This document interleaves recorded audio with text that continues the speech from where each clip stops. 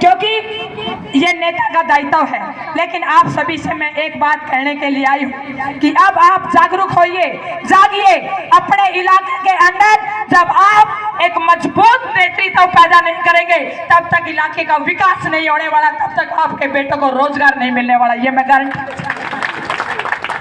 क्योंकि वहां पर वो लोग बैठे हैं जो आपको शादी करेंगे और कार्ड देंगे और वहां बुलाएंगे आपको, और आप लोग वहां पहुंच करके खुश हो जाएंगे कि फलाने के ब्याह में गए थे, बहुत खर्चा लगाया, इतना बड़ा टेंट लगा रखा था, ये कर रखा था, वो कर रखा था। मैं मेरे चाचे ताऊ मेरी चाची ताइयों से पूछना चाहती हूँ, उस टेंट का हमारे को क्या फायदा है? हमारे बच्चों को उस टेंट का क्या फायदा है? जो बाप मजदूर है दिहाड़ी में, अगर वो दिहाड़ी करने ना जाए तो मर जाएगा, अगर वो दिहाड़ी करने चला गया तो उसके बच्चों को कौन संभालेगा? मेरा अपना ये मानना है कि जितने भी कमजोर घरों के बच्चे हैं, जो मेरे जैसे गरीब घर के बच्चे हैं, वो सारा काम सरकार का है कि उन गरीब घरों के बच्चों को पढ़ा करके कामयाब करे। ये सपना सरकार का होना चाहिए, ऐसा मेरा विश्वास है। और ये हो सकता है यदि आपके इलाके का कोई भी व्यक्तित्व जो आपको लीड करता है वो ये काम कर सकता है। उसकी दृढ़ इच्छा होनी चाहिए, उसकी भावना होनी चाहिए, उसका संकल्प होना चाहिए। सपने लेने और सपने देखने में बहुत अंतर है। सपना लेना और सपना देखना, सपना बनाना, जो सपना बनाता है, जो सपना गढ़ता है, वो उसके पीछे पागल होता है। लेकिन सपने देखने में तो लोग अक्सर भटक जाते हैं, भाग जाते हैं, लालच में आ जाते हैं। लेकिन मैं आप सभी को आज कह के जा रही हूँ, मैं इस सपने को गढ़ के आई हूँ और इस इलाके को खूबसूरत बना के दम लूंगी, अंतिम क्षण तक लड़ाई लड़ूंगी। ये मैं बिल्कुल संकल्प के साथ आई हूँ। मैं दिन रात इसी तरीके से चाची ताई जनता के बीच में रहती हूँ। मेरा मकसद अकेली चली थी और चलते चलते जब इस मिशन को लेकर के आगे बढ़ी तो बहुत सारे युवा भाई, चाची ताई, कई तो दादियां हैं जो मेरे साथ नंगे पांव चलने के लिए तैयार हो जाती है।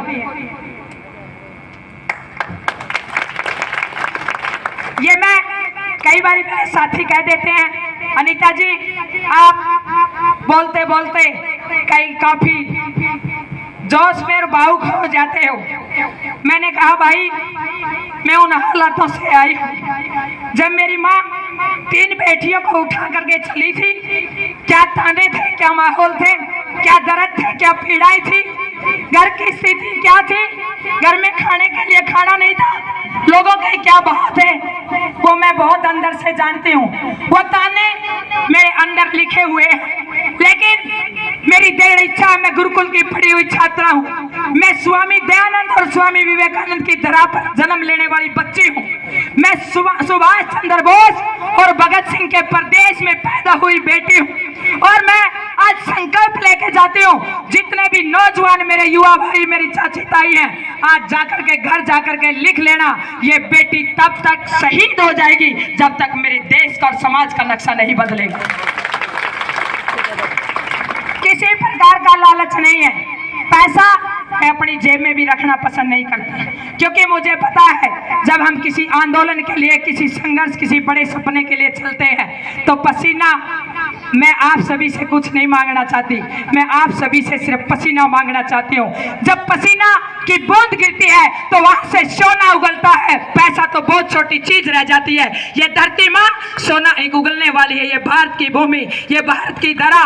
यहाँ पर जब भी अंग्रेजों के आक्रमण हुए या मुगलों ने राज किया, जब हमारे देश की माओ ने वीर सपूतों को पैदा किया, और आज इस बढ़ती हुई बेरोजगारी, बढ़ते हुए हालात, बढ़ती हुई सिचुएशन, बहुत सारी हालातों को हमने इस गांव राजली में रह करके जाना। कैसे चुनना जाता है, कैसे तनाव है, कैसे युवा मोबाइल में ग्रस्त होकर के डिप्रेशन में जा रहा है, कैसे नशे की तरफ जा रहा है, कैसे युवा मार्गदर्शक से भटक रहा है। बहुत सारी किसान की हालात क्या है, क्योंकि मेरे से बेहतर कोई नहीं जानता। आप सब सोचेंगे बहन जी वैसे बात कर रही होगी। आप कितने युवा है जिसने गुगू में थ्रेसर में गहरे लायक कणक काटी हो? एक बार हाथ उठा के बताएं। गुगू में मैं ताई और की बात नहीं कर रही, मैं युवाओं की बात कर रही हूँ। मैं गुगू की बात कर रही हूँ। गुगू में 1.5 किला सांझा तक बड़ी मुश्किल निकलिया करता, सारा परिवार पसीना पसीना हो लिया करता, बड़ी मुश्किल था। लेकिन लेकिन एक बात जरूर कहूंगी भाई, घूघू की तूड़ी बेंदोनी बड़ा मजा आया करता। ऐसी तूड़ी बीत जा करती जुकर लाडू से बना करते। और क्या बात है, क्या भैंस राजी होकर के, क्या पशु राजी होकर के खाया करते।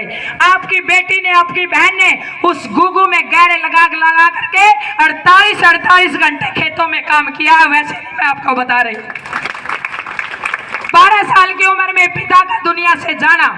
मैंने मेरी माँ को एक ही बात कही थी, माँ, मेरी माँ बोली बेटा चूल्हे के पास बैठ के तेरा अम्मी के बाद आंखों में आंसू लेके न बोली अनीता बेटा घर की हालात बहुत खस्ता है, पढ़ा नहीं पाऊंगी।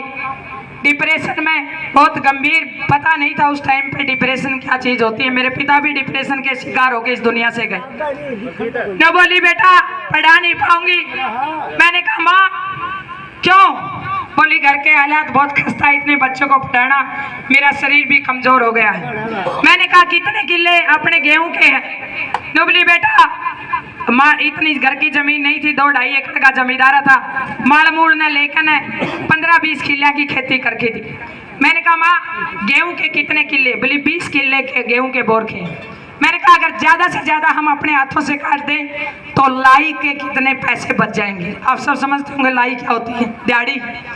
तो मेरी माँ ने कहा, खुश हुई थोड़ी सी, बोली बेटा अगर सारे कट गए तो 30-35 मन कणक बच जाएगी। मैं और मेरी छोटी बहन अपने ताऊ जी के साथ लग के, मेरी 12 साल की उम्र थी, और नन्हे नन्हे हाथों से मैं आज इस मंच से कहना चाहती हूँ, मैंने अपने हाथों से 8 किले तो हमने 20 किलो में से कटाई पे कटवाए और 12 किले अपने हाथों से काटे और अपनी माँ का हौसला बढ़ाया।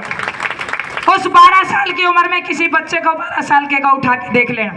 मेरी माँ को एक हौसला बढ़ा कि जब मेरी बेटी इस सिचुएशन में जब संभाल सकती है, और मैंने एक ही बात कही कि आज नोट कर लेना, मैं नहीं कुंवारी थी, परमात्मा कुंवारा था। मुझे नहीं पता, एक 12 साल के बच्चे को पता नहीं होता।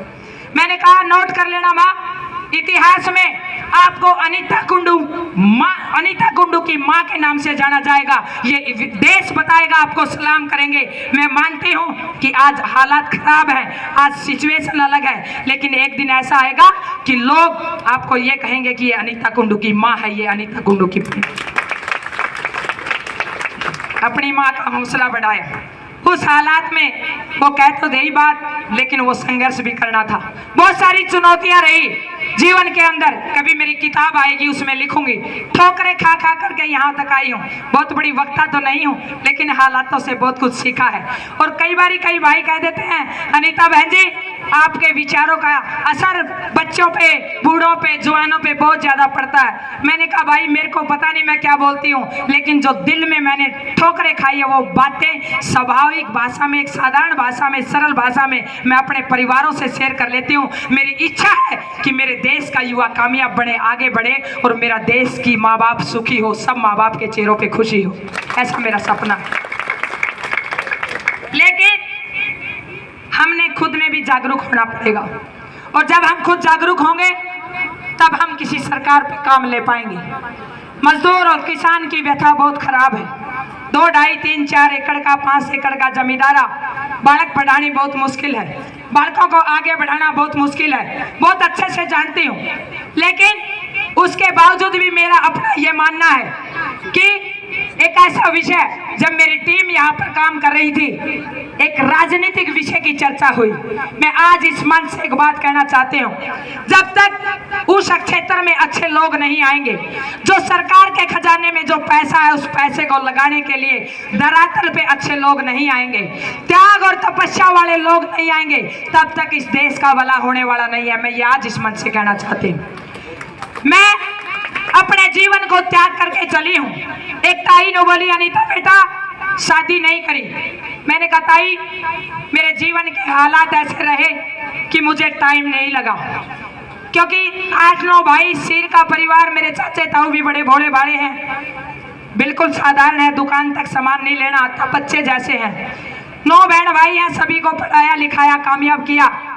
घर की हालात बहुत खस्ता थी, खाने के लाले थे। संघर्ष करते करते कैसे 35 साल बीत गए पता नहीं चला। और फिर मैं 35 साल की हुई तो मेरे दिमाग के विचार और सोच बदल गई और सब जितने भी छोटे बहन भाई जितने बैठे हैं ये नन्हे मुन्ने बच्चे और जो गरीब परिवार के बच्चे हैं वो सब मुझे मेरे अपने लगने लगे और मुझे ये लगा कि मुझे समाज और देश के लिए काम करना चाहिए। आज से 15 साल से मैं लगातार समाज में कंटिन्यू लगातार समाज में जन जागरण के कार्यक्रम कर रही हूँ और इन्हीं कार्यक्रमों को करते करते बहुत सारे चाचा ताऊओं ने अलग अलग सुझाव दी कि अनीता बेटा आप ऐसे रण में आए कि जहाँ पर बहुत सारे बच्चों का भला हो पाए। मैंने कहा मैं कहीं खुद की इच्छा से जाने वाली नहीं हूँ, ये सब प्रभु लेके जाएगा और मैं आज इस मन से कहना चाहती हूँ आप सबका साथ रहा और मेरी कलम में दम रहा। मैं गारंटी के साथ कहती हूँ, मैं दावे के साथ कहती हूँ हर घर में स्वर्ग लाके दे दूंगी, ये मैं गारंटी विश्वास के साथ। मेरा अपना जीवन मैंने नेछावर कर दिया है, मैं समाज को देके जाना चाहती हूँ क्योंकि 2 बच्चों के लालच में नहीं पढ़ना चाहती हूँ। एक अच्छे पद पे बैठी हूँ, ठीक ठाक सा सिस्टम आज के दिन है और चाहूँ तो अपना जीवन सुखी जी करके चली जा सकती हूँ, लेकिन ठोकरें खाई है। बहुत सारी बेटियां मेरी आंखों में आंख डाल करके इच्छा शक्ति जता रही हैं, वो भी चाहती हैं कि हम कामयाब बने, मजबूत बने, अपने परिवार की शान बने। बहुत सारे भाई बैठे हैं जो एक थपथपी का इंतजार कर रहे हैं, एक हौसले का इंतजार कर रहे हैं और मैं आज इस मन से एक बात कहना चाहती हूँ कि किसी बच्चे को आप कुछ दे पाए या ना दे पाए, एक बार उसके पीछे हाथ लगा करके बाप जैसा हौसला जरूर दे देना, क्योंकि मेरे जीवन के अंदर वो कमी रही है। आज भी अगर परमात्मा मुझे ये कहे कि अनीता बेटा आप क्या चाहती हो, तो मैं एक ही बात कहूंगी, ये परमात्मा सब कुछ ले ले लेकिन 1 घंटे के लिए उस पिता को दे दे जिसने मेरे को जन्म दिया था। मैं उससे बतलाना चाहती हूँ, उससे बात करना चाहती हूँ।